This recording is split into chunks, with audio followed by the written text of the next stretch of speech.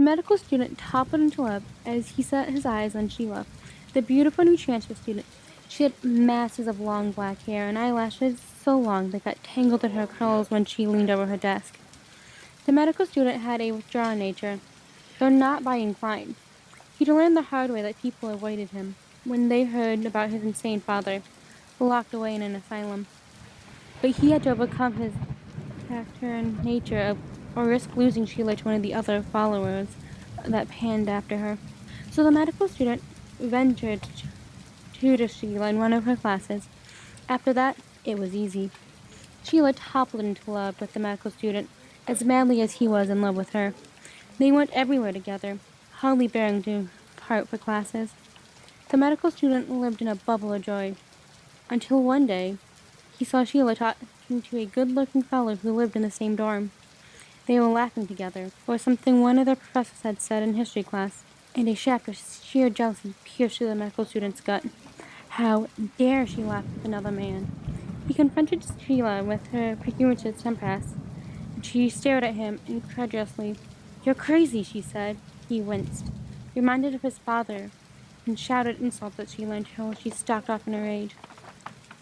They made up that night over dinner, and things were fine for a while, until the medical student saw Sheila borrow a pen from a handsome blonde fellow at the library.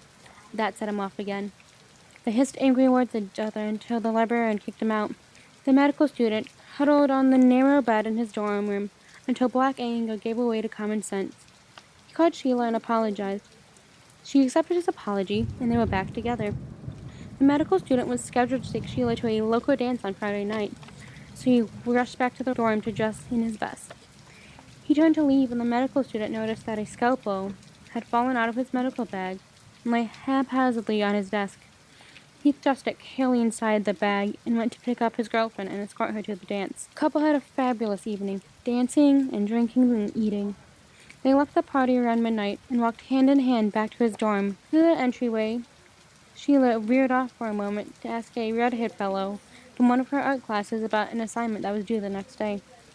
The medical student was instantly filled with gut-gnawing jealousy. When Sheila rejoined him, he hustled her upstairs to his room and shouted, "Flirt with every man you meet, you tramp." "You're crazy," Sheila shouted back. "Stark, raving mad." The boyfriend saw red. "Don't call me mad," he said. His hands groped for the loose scalpel in his medical bag. When the mist cleared from his eyes, Sheila lay dead at his feet, her throat cut from ear to ear. The whole room was covered with red gore, and her masses of black hair lay in pools of streaming blood. The medical student's brain went into overdrive. Hide the body, clean up the blood, invent an alibi. But first, he stared at the dead girl that he loved so much. He knelt beside the body and slowly cut off her face. He wrapped the face carefully in plastic before putting it in his drawer. Then he cleared up the blood, hid the body in a tunnel near the laundry room. The next morning, the medical student told his roommate Sheila had broken up with him and gone home in a snit without finishing her classes.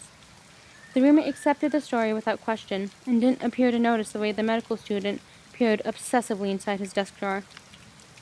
The student finally tore himself away from Sheila's space at 11 to attend his classes.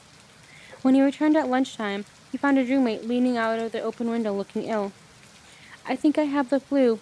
It's best for me to run to the pharmacy and pick up something for it," the roommate said as he came in. "Want me to take a look?" the medical student asked, reaching for his bag.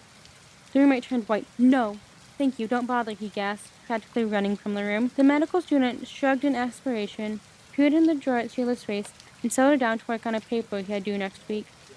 Downstairs, his roommate was on the phone with the police.